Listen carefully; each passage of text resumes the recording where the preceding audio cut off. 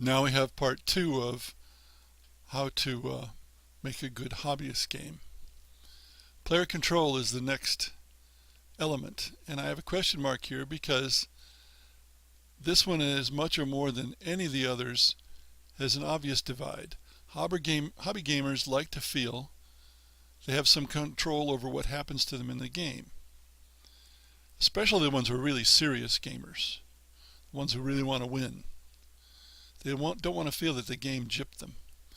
On the other hand, there are some players, especially casual players, who are perfectly happy to do what the game wants them to do, to go along with the story, for example.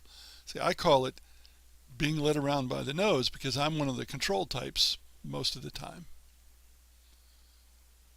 One person's feast is another person's famine. You have to know your target market. What do they want?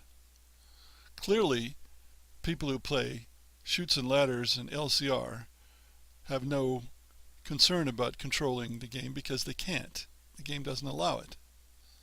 Then again, those people are rarely hobby game players. Balance or fairness is another one. This is important in the West. I have read that it's not so much important in the East Asia. It's about appropriate reward for the effort and skill that you put into the game in a single-player game. And here again, think about free-to-play games. Some people spend money and they gain functional advantages in some free-to-play games. Those are not fair games. Magic the Gathering is not a fair game, although there are tournament methods that are fair. Because people want an equal chance to win when there's more than one player. In games that are meant to be experiences, they want to have a balance in the power of the character classes, for example, if it's a fantasy game or a shooter of some kind. In a turn-based game, they don't want somebody to have an advantage when they go first or when they play last. Think about chess. Chess is a very unfair game. White wins much more often than black. But tournaments are organized to account for this, and people are accustomed to it, so they don't worry about it.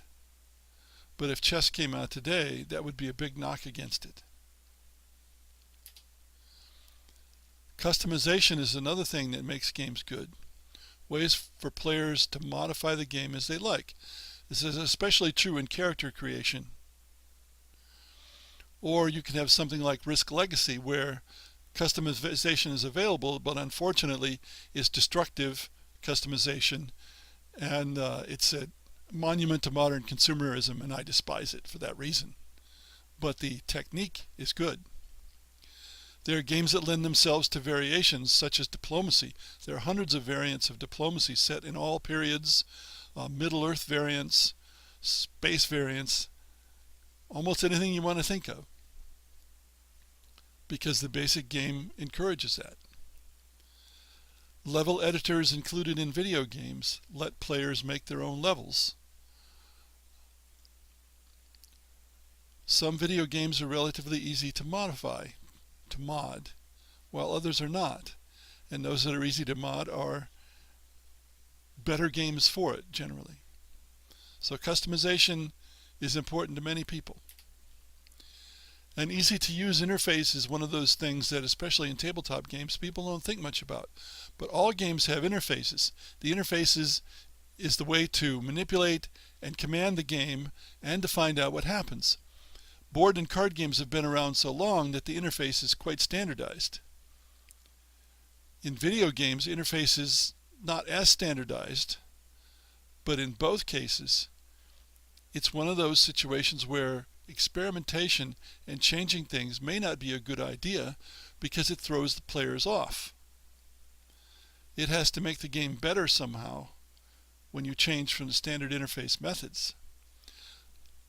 A poor interface can ruin the experience of playing a game, especially a video game. In a sense, what you want is that people don't notice the interface when they play the game. If they notice the interface, they may notice bad things about it, and that is going to decrease the value of the game. Asymmetry.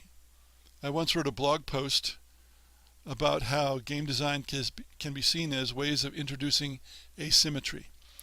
In symmetric things, everything is equal. In symmetric games, everyone starts the same. Asymmetric is the opposite. Historical war games are almost always asymmetric, especially the two-player games, because history is asymmetric.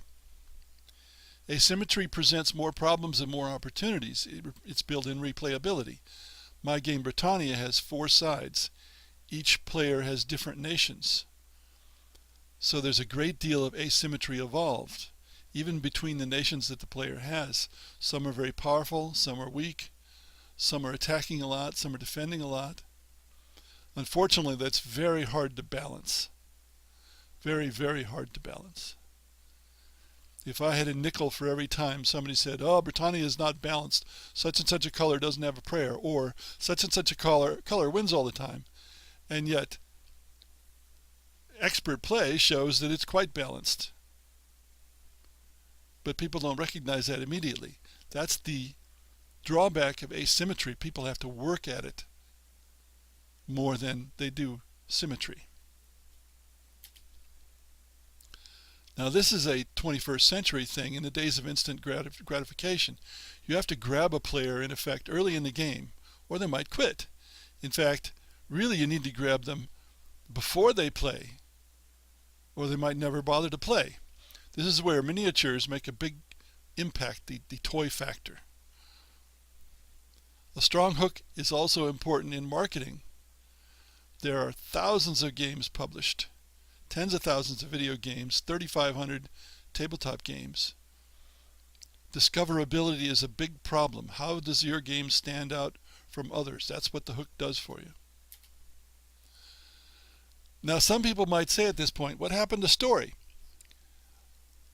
I've discussed this in other screencasts at greater length, but what I'll say here is all games have narratives, which is an account of what happened.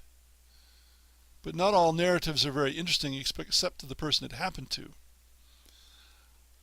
I can drive to the store and so on and drive back, and I bought stuff at the store and it's a narrative, it happened, but it won't be very interesting to anybody else. It might be interesting to my wife, and then again it might not. All games have narratives, but thousands of games have no formal story. A formal story is something constructed to entertain with a plot, characters, conflict, climax, resolution, and so forth. Historical games are more or less in between because you have history and the word story is in the word history, in case you hadn't noticed. Some players aren't interested in games if they don't have formal stories, but most players don't require formal stories. And I have to say, many video game designers appear to be frustrated fiction writers when you come down to it. And you might want to listen to Are You a Game Designer or a Fiction Writer on my Game Design YouTube channel. Now, here's something that's 11th factor for marketing. Visual appeal. Again, this is very modern. Take a game as simple as tic-tac-toe, a game that's been solved, a game that's always a draw. Make it look really good and some people will buy it. Battleship is a more or less traditional game. I first encountered it in an old book when I was quite young, 40, 50 years ago. It was played with graph paper. It was very simple. Well, Milton Bradley took that, turned it into a 3D plastic thing, cost a lot of money, but a lot of people buy it because it looks good. People who don't even play chess will buy fancy chess sets. My in-laws have a chess set that's carved, maybe ivory, maybe bone, from India that they acquired a long time ago. They don't play chess, but that's sitting out. Miniature figures sell lots of not very good games because the toy factor is powerful. Visual appeal is powerful. In video games, it's really nice art, really flashy art. You can't put miniatures into a video game, but you can do the next best thing. Flashy 3D models. This is all important in getting people to notice the game, but it's expensive. Whether you're talking tabletop or video, it's expensive. Miniature figures are expensive, 3D models are expensive, flashy graphics are expensive. As a game designer, you cannot plan that your game will have these factors in it. If the game is good enough, then you might find a publisher who is willing to spend the money to make it happen, or is willing to spend enough money to let you make it happen in a video game. But a lot of times you won't. Now let's go back to the question of fun. This is a graphic that was posted on Google Plus by Rob Donahue. I believe he made it with RPGs in mind, role-playing games, but it applies generally. There's lots of ways to get to the destination of fun. How much it involves challenge, how much story, it varies. Now, you can have axes other than challenge and story and still have this same diagram. But it's a good illustration of all the different possibilities and why you can't just say a good game is fun. Now, I've talked about this in a relatively short time. These are all issues that I've discussed at much greater length in my book-length audiovisual course, Learning Game Design as a Job or a Hobby, and I've discussed many of them in my book, Game Design, How to Create Video and Tabletop Games Start to Finish. If you go to pulseforgames.com, you can get information and a discount about the audiovisual classes.